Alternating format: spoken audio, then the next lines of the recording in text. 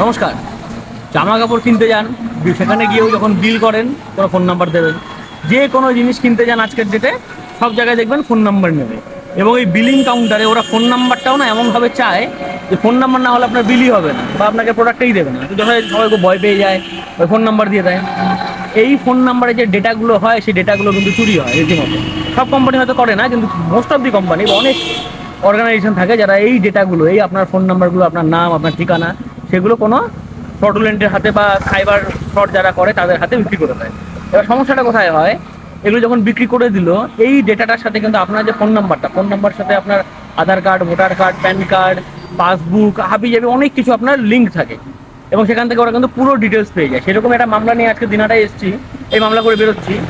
এই সেম জিনিস যে ওই কেউ ওনাকে ব্যাংক থেকে ফোন করেছে, ফোন করে বলছে আমি অমুক ব্যাংক থেকে বলছি, ওরা সব ডিটেলস দিয়ে দিয়েছে যে আপনার অ্যাকাউন্ট নাম্বার এই, আপনার পাসবুক নাম্বার এই, আপনার ব্যাংকে এত টাকা আছে, এবার আপনি খালি একটা ওটিপি দিন তাহলে এই কাজ হয়ে যাবে, বা আপনি ওটিপি দিন তাহলে আপনার ওই লোনটা স্যাংশন হয়ে যাবে। বাস উনি ওটিপি দিয়ে দিল, পুরো প্রায় 27,500 টাকার মতন ওনার থেকে কেটে নেওয়া হয়। তো সেই সুবাদে এই যে মামলা করতে আসা এবং এই কুচবিহার থেকে এই বৃষ্টির মধ্যে ভিজে ভিজে মামলা করতে আসা। এবার এত কিছু বলার কারণ এটাই, আমি শুধু মানুষকে সচেতন করতে চাই যে এই ফোন নাম্বারটা আপনি যদি কোনো বিলিং কাউন্টারে না দেন আপনারা কিন্তু মাল ওরা দিতে পারবে না, এমন কোনো ব্যাপার নেই। সে আপনাকে মাল দিতে বাধ্য, আপনি পয়সা দিয়ে জিনিস কিনছেন। ফোন নাম্বার এখন আজকের ডেটে ভোটার কার্ড, আধার কার্ডের মতন একটা খুব ক্রুশিয়াল জিনিস, সেটাকে একটু বুঝে শুনে ইউজ করবেন। এটা খুব প্রাইভেট জিনিস, খুব বুঝে শুনে ইউজ করবেন এক।